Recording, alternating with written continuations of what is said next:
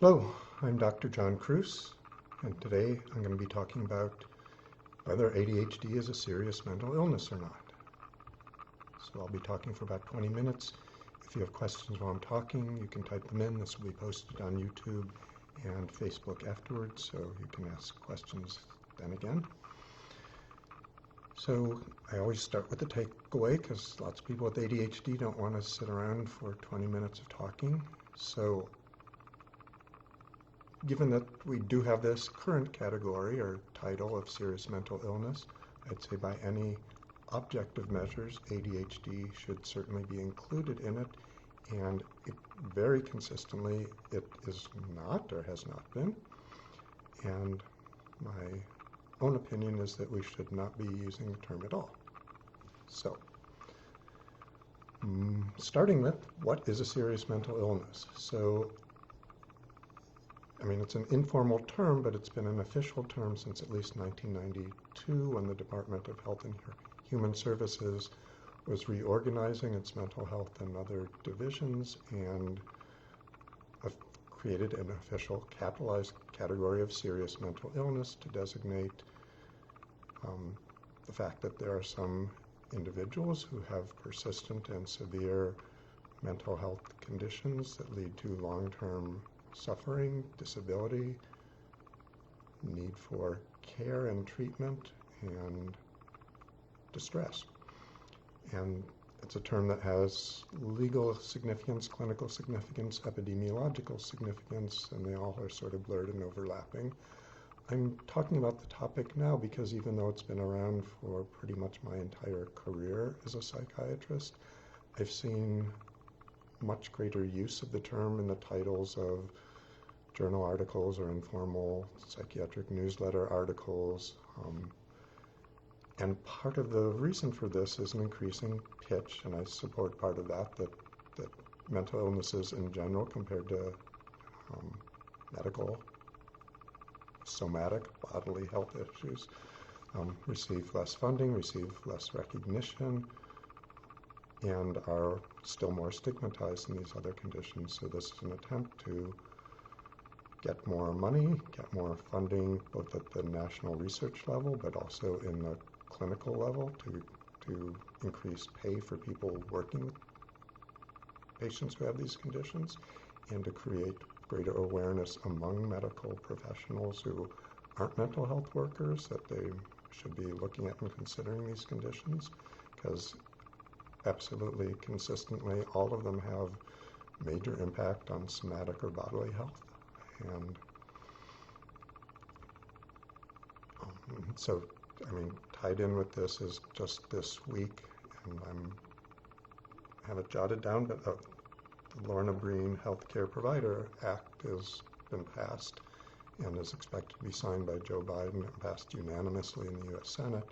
This is providing more funding for mental health treatment of healthcare professionals, because even again within the healthcare profession there's minimalization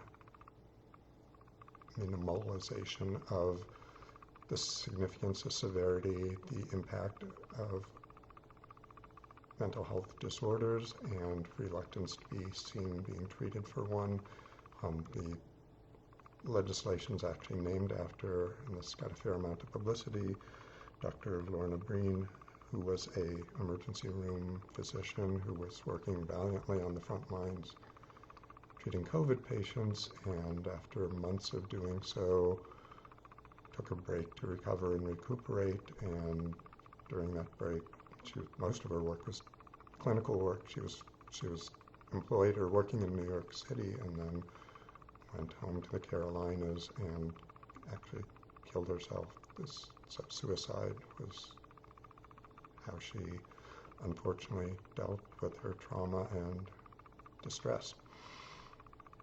So again, there's clearly a need for greater attention to these conditions, and I'm hopefully going to keep using the condition because I think our term illness is problematic in many areas, but I seriously object to serious mental illness because the implication is that are our other mental illnesses humorous? I mean, clearly not. I'm being a little too flippant there. Or the other meaning of serious, I mean, is that the implication that our other mental health conditions are trivial? Clearly and obviously not. And again, I'm going to focus a little bit on the why has so persistently ADHD been omitted from the list. I mean, so again, the common SMI, serious mental illnesses that get listed are schizophrenic and other psychotic disorders, severe depression, treatment-resistant depression, bipolar disorder,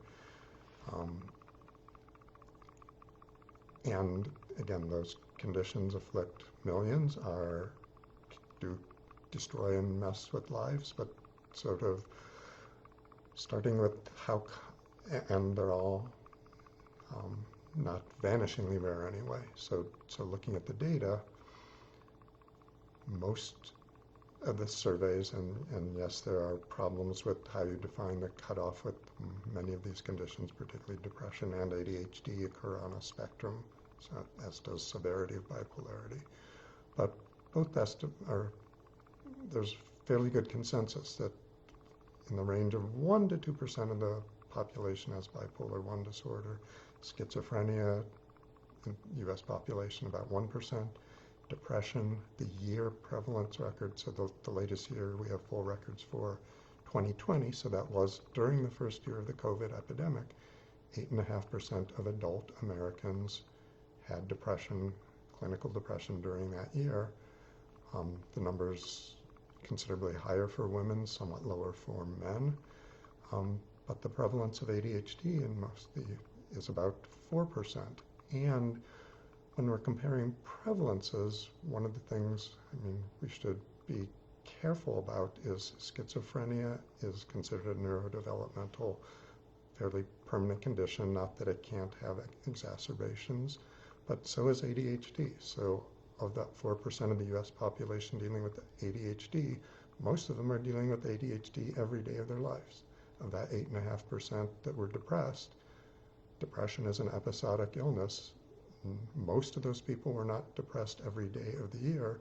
So if you look in terms of days that the mental condition is impacting these individuals during the year, I mean, even if we put it for those depressed individuals, if they were depressed half the time, that's actually putting it right in the same number of people we're talking about for depression as for ADHD being affected. And again, that's almost 3 to 4 to 5 times higher than the number of people being afflicted by schizophrenia or bipolar disorder. So ADHD, just in terms of numbers, is not trivial, is not minor, should not be ignored or dismissed as a nuisance or just so few people have it or so few adults have it that we shouldn't be worrying about it or considering this serious. So separate from how frequent or how many people are being affected by it, and again, I acknowledge that it occurs on a severity of spectrum of severity, so I'm not saying everyone with it is equally impacted or impaired, but to meet that, the official criteria does involve or require some amount of impairment or distress, and again, subsyndromally, a much larger population is afflicted by ADHD, but we're talking about the ones that meet clinical definitions of it. So aside from frequency or numbers of people being affected, how serious or how severe, as it were, is ADHD? Is there really any significant impairment from it? And one of the crudest, but fairly, objective criteria emphasizing the severity is just looking at mortality from different conditions. And a couple of different studies have looked at if you have a kid diagnosed with ADHD, the likelihood is that that condition compared to kids in the same socioeconomic environment and controlled in other ways, that kid's expectation is the ADHD will shave about 10 years off that kid's life. That's huge, that's horrible, and it's almost exactly, and I'm using ballpark figures because it's hard to be precise, or I mean, a study that is that precise is probably not meaningfully translatable to the whole population, but the number of years shorn off a life by depression, major depression, is about 10 years. The decreased longevity due to diabetes, clearly another major medical condition, is about 10 years. So just in terms of how likely is it to kill you or cut your life short, ADHD is every bit as severe as depression, as major depression, as diabetes. So short of just, so a little bit more about how or why ADHD is associated with premature early death. Two big causes jump out. One is accidents, so we know the rate of motor vehicle accidents, the rate of being admitted to a emergency room for any reason is about 2 to 3 times higher if you have ADHD than if you don't.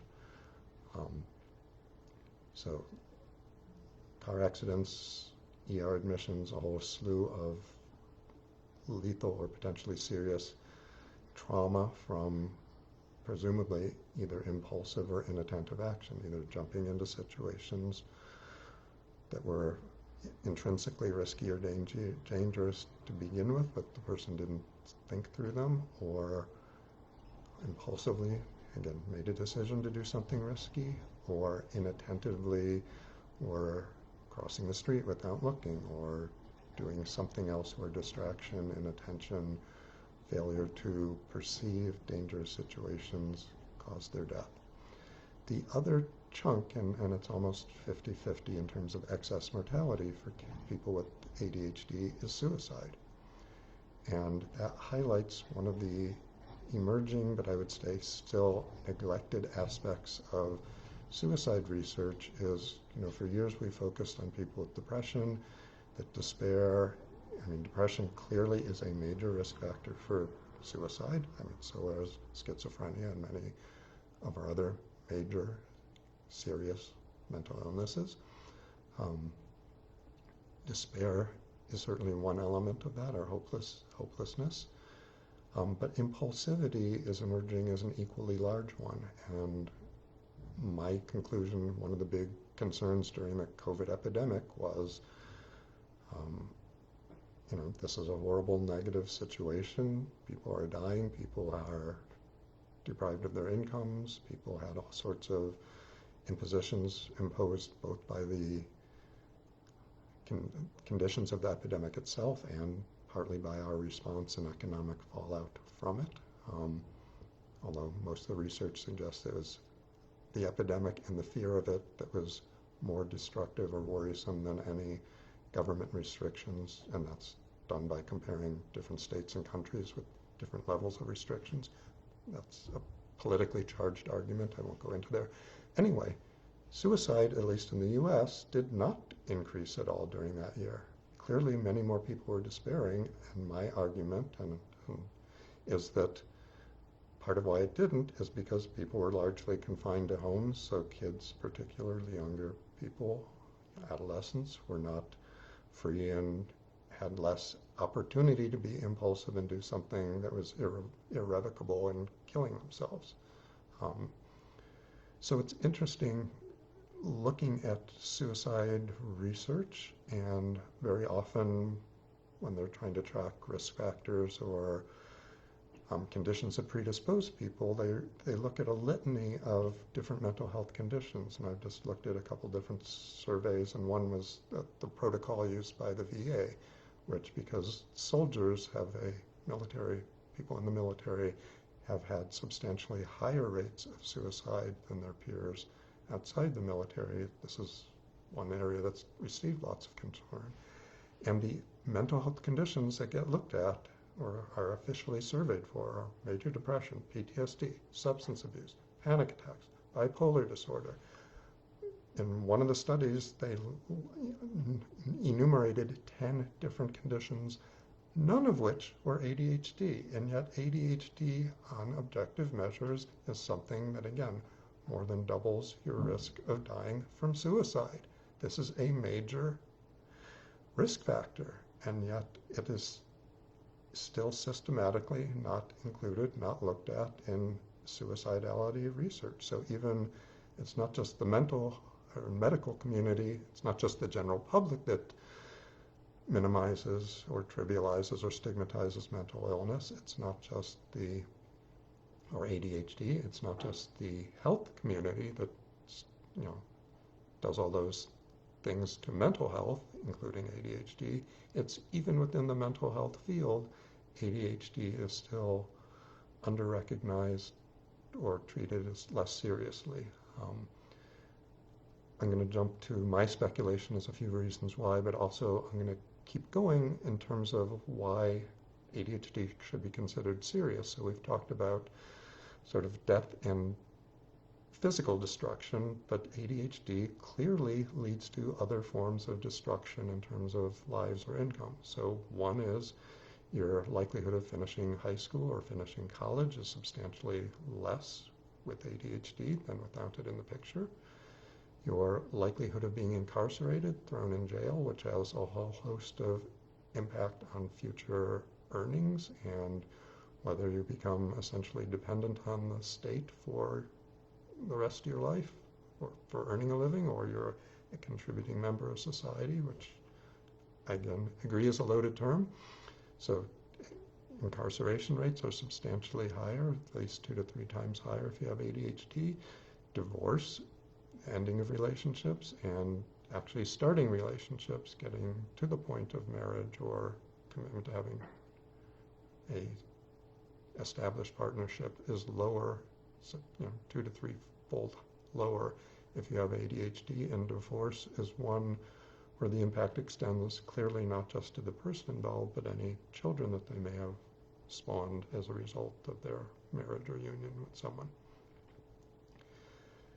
So again, I would argue that by any objective measure, absolutely ADHD should be considered in our term serious mental illness. Again, I would argue serious mental illness is not a term itself we should be employing, but the concept behind it, that there are conditions affecting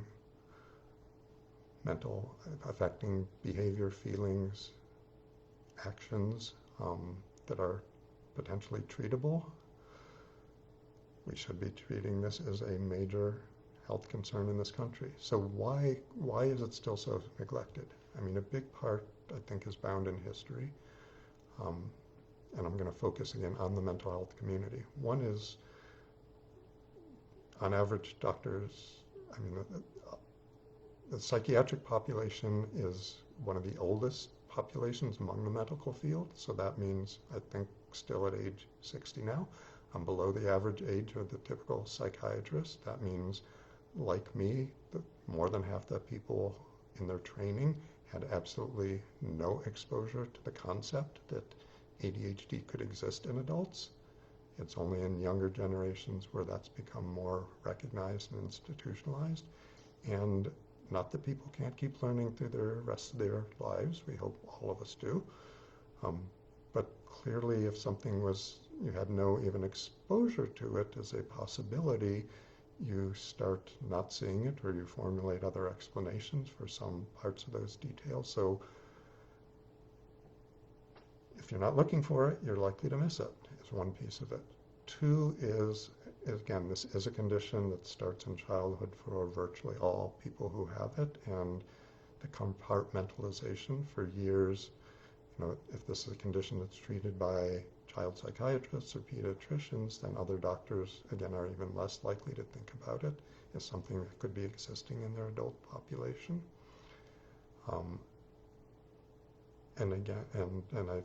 This is talked about in one of my previous lectures, but I'll bring it up again.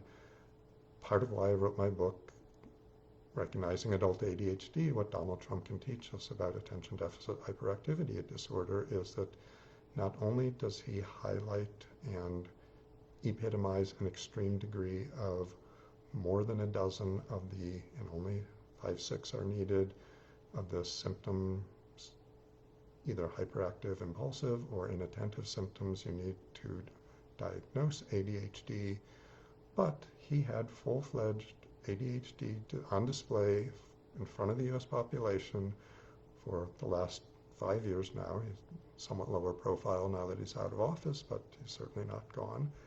And yet, even among mental health professionals, when I mentioned my book, at least half of them would strike their head and say, oh my God, you're right, he has it. Or this describes him, or this fits. They were so absorbed with either personality disorders, which are more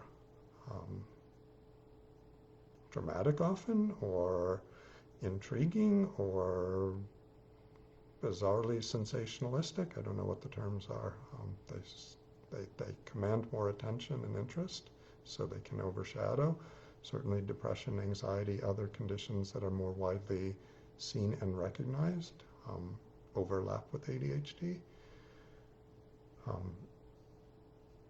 So in the spirit of having greater recognition of mental health conditions, we need to keep getting the word out there that ADHD exists. It is a serious condition, and that doesn't mean people who have it may not also have certain advantages or certain strengths or resiliencies or be better fitted for some situations even within our society.